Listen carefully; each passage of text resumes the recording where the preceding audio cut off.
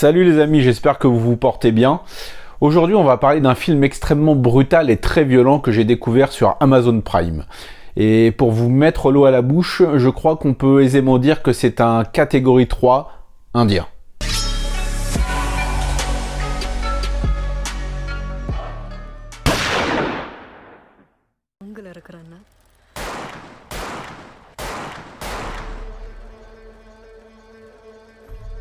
Le film s'appelle Sani Kadiyam et c'est le deuxième film seulement d'un réalisateur que je trouve assez prometteur. Et je vais essayer d'ailleurs de regarder son premier film qui s'appelle Rocky, mais aucun lien avec Sylvester Stallone, que j'espère être dans la même veine que ce bon gros catégorie 3 bien vénère que je viens de me prendre dans la gueule.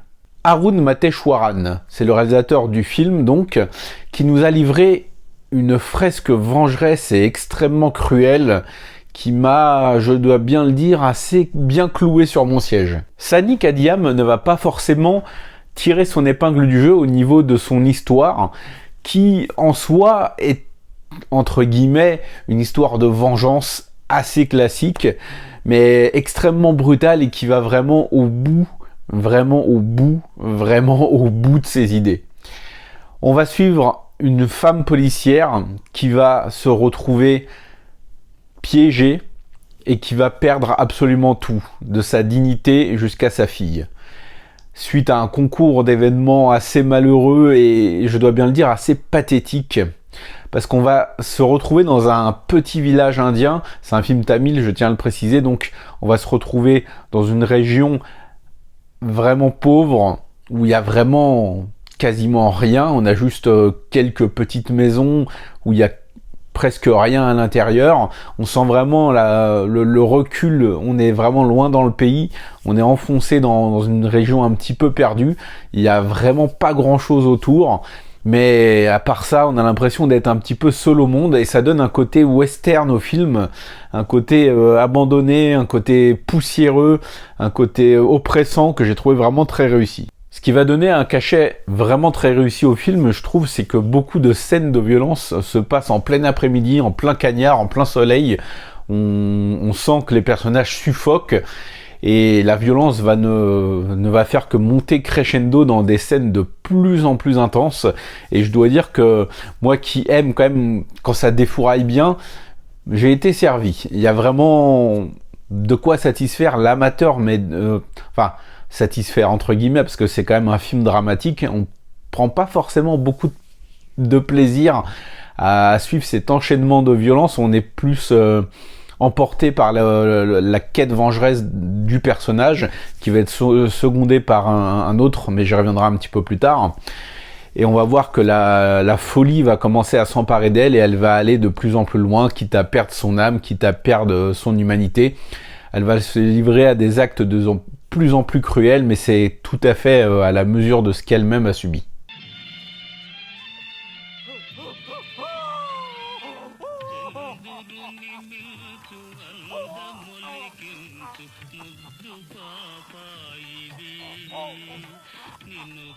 Comme je le disais, c'est pas au niveau de la narration que le film va tirer son épingle du jeu, puisque dès le début de la deuxième partie, on comprend qu'il va y avoir un schéma qui va s'installer, et effectivement, on n'aura pas de grandes surprises scénaristiquement parlant jusqu'à la fin du film. Ça va être un parcours balisé assez convenu, mais qui va se rattraper, comme je l'ai dit, par la violence de ces scènes d'action et par son intensité dramatique surtout. Côté violence, on est vraiment servi avec des scènes de meurtre particulièrement intenses et gratinées et sadiques et gore, même s'il y a quelques plans censurés assez étrangement, notamment dès qu'il y a un membre coupé ou un couteau qui est enfoncé, c'est flouté, mais ça dure quelques secondes, ça gâche pas trop le plaisir du visionnage. On va aussi avoir beaucoup d'affrontements à la machette qui m'ont un peu renvoyé à des films hongkongais des années 90 où t'avais des gangs qui s'affrontaient dans les rues. Et là on va retrouver un peu ce schéma, on va avoir des coups de machette, on va avoir des crânes explosés à coups de crosse de pistolet, on va avoir des tortures qui impliquent du découpage de plantes d'épieu à la lame, de l'acide versé, du poignardage bien hard et bien long. C'est un film qui recule devant rien et la violence visuelle m'a assez impressionné, je dois dire, pour un film indien. Ça va vraiment loin, c'est gore et c'est une histoire de vengeance, donc c'est c'est jamais gratuit.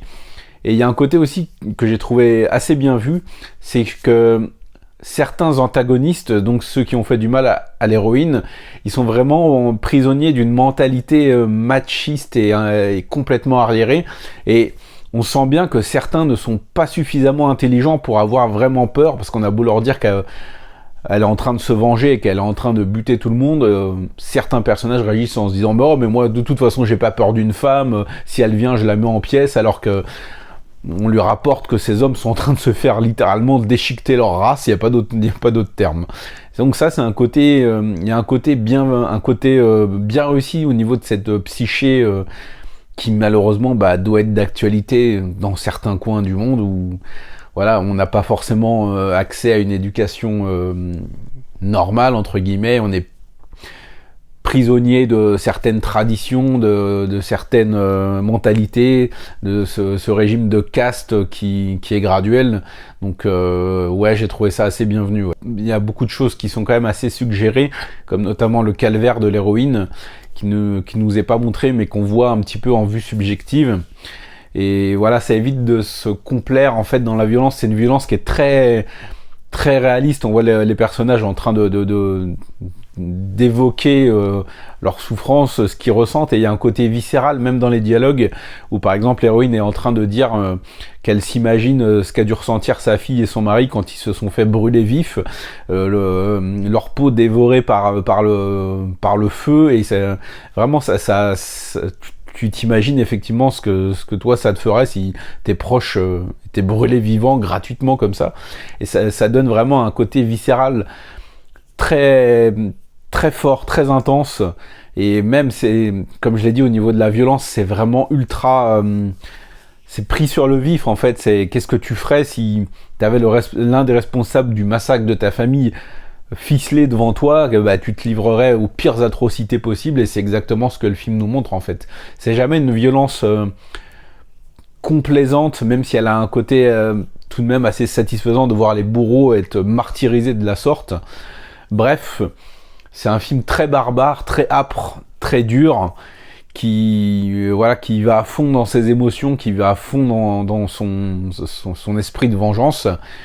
Et si vous êtes comme moi, entre guillemets amateur de ce genre de bobine hardcore qui recule devant rien, et là en plus c'est disponible sur Amazon Prime, c'est un film indien en prime, et ouais, on peut clairement dire que c'est un 4-3 à l'indienne qui pour moi mérite vraiment le visionnage. En tout cas, ça m'a fait découvrir un réalisateur et surtout une actrice également, l'actrice Kirti Suresh, qui je trouve vraiment s'en sort très bien. Elle n'a pas forcément un rôle très évident à jouer, elle met beaucoup d'intensité dans son regard, dans ses lignes de dialogue, dans sa gestuelle. Elle est souvent en train de se foutre des baffes, enfin elle est aux portes de la folie, et je trouve qu'elle le joue vraiment très très bien. Bref, vous l'avez compris, pour moi ce film ça a été un bon coup de cœur. Je pense qu'il aurait été dans mon top 2022 si je l'avais vu plus tôt. D'ailleurs, je tiens à remercier Cinescope qui a fait un article sur Écran Large et qui louait justement les mérites de cette œuvre, et c'est grâce à lui que j'ai pu me lancer dans sa découverte. Donc un grand merci à toi. N'hésitez pas d'ailleurs à vous abonner à sa chaîne si ce n'est pas encore fait. Et puisqu'on parle de 4-3 à l'indienne, même si le terme n'existe pas vraiment, je voulais quand même vous parler de deux œuvres qui m'avaient beaucoup marqué, que j'ai pas revues depuis un moment, mais qui clairement entrent dans cette catégorie. Il y a d'abord Matrubhumi, Un monde sans femmes, qui nous raconte l'histoire d'un village où il n'y a qu'une seule femme et qui, bien évidemment, va subir les pires tortures et les pires ignominies possibles sous couvert de la tradition, de la caste et du rang de la femme par rapport à l'homme dans certains villages reculés de l'Inde. Et ça fait froid dans le dos. Je pense que c'est assez réaliste. C'est un film que j'ai pas eu le courage de revoir depuis une petite dizaine d'années, mais je m'en souviens assez bien parce qu'il est vraiment très marquant et plutôt inoubliable. Et plutôt que de vous... Non, c'est méchant ce que je veux dire. Plutôt que de vous ruer sur Pathan pour voir Shah Rukh Khan, je peux que vous conseiller l'un de ses meilleurs films, si ce n'est peut-être pour moi son meilleur film, où il partage l'affiche avec Madhuri Dixit pour un putain de 4-3 hardcore de sa grand-mère, qui a bientôt 30 ans, et qui s'appelle Anjam. J'en avais déjà parlé quand j'avais fait mon top 15 Bollywood, mais je peux que vous conseiller Anjam. Je me demande s'il est pas dispo gratuitement sur YouTube d'ailleurs. Et c'est pareil, c'est un film ultra hardcore, ultra violent, où Shah Rukh Khan va jouer un psychopathe qui va tomber sous le charme de Madhuri Dixit et qui va se mettre en tête de lui anéantir sa vie.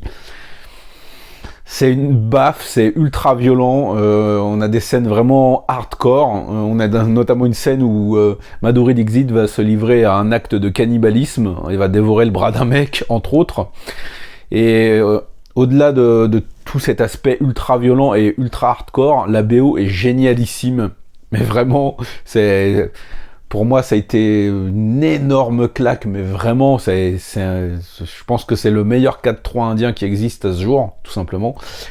Donc, si vous avez jamais vu Anjam et que vous voulez découvrir Shah Rukh Khan dans un rôle un peu borderline, légèrement borderline, et ben, vous matez Anjam parce que c'est une pure dinguerie de A à Z. Il y a juste quelques scènes avec Johnny Lever qui sont là pour faire redescendre la pression, qui cassent un peu le rythme, où il joue un espèce d'énuque, un second rôle comique, voilà, qui, bon, pour moi, sert absolument à rien. Mais je pense qu'il fallait quand même effectivement adoucir le film. Voilà les amis, j'essaierai de visionner Rocky assez rapidement pour pouvoir également vous donner mon avis. Mais je pense que je vais pas être déçu de ce réal s'il garde ce côté hardcore. Donc je vous ferai un retour très prochainement. N'hésitez pas à me laisser vos commentaires si vous avez déjà vu le film. Et si je vous l'ai fait découvrir, bah, revenez me dire ce que vous en avez pensé une fois que vous l'aurez visionné. Et puis voilà. Nous on se retrouve très prochainement pour parler de cinéma asiatique, parce que vous savez que ça déchire. Ciao.